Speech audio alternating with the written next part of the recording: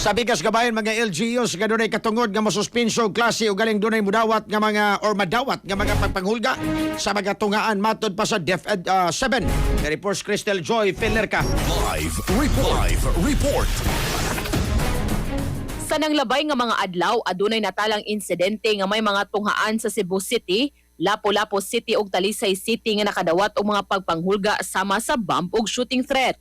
Ang sunod-sunod nga mga pagpanghulga na sinati sa mga tunghaan human sa nitabong mass shooting sulod sa usa ka tunghaan sa Tacloban City. Giklaro ni Department of Education Region 7 Director Arturo Bayucot nga sa higayon nga adunay mga pagpanghulga sa tunghaan, adunay katungod ang lokal nga kagamhanan sa pagsuspenso sa klase, ilabi na nga seguridad sa mga tinunan o mga magtutudlo ang nabutang sa risgo. Apan dugang paniya nga mamahimo usab nga makig-alayon ang lokal nga kagamhanan ngadto sa kapulisan ug sa DepEd. Sama na lang sa gibuhat ni Talisay City Mayor Gerald Anthony Samsam Gulyas niadtong Domingo sa gabi Hulyo 5, kundiin nakig-alayon siya sa DepEd nga isuspenso ang klase kagahapong adlaw Hulyo 6 tungod sa usa ka social media post nga adunay mahitabong pagpamusil sa Talisay City National High School. Usually, it's the LGU that decides, especially if it's weather condition. But they can both talk and endorse it to the office. No?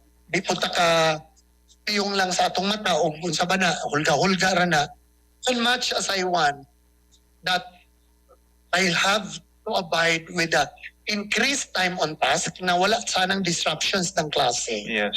But I cannot also close my eyes when the mayor speaks na kasi pag may nangyari, sinong masisi?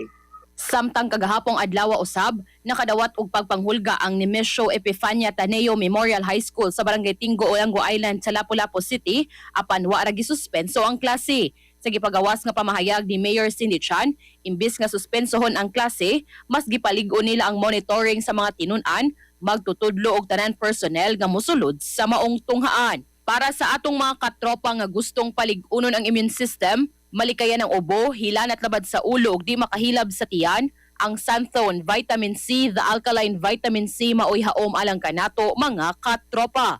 Alang sa nagkayusang Pilipino para sa Pilipinas, kininyong katropa Crystal Joy Felerka, XFM News. Santhone Plus Gold, mapalit sa mga butika sa inyong lugar.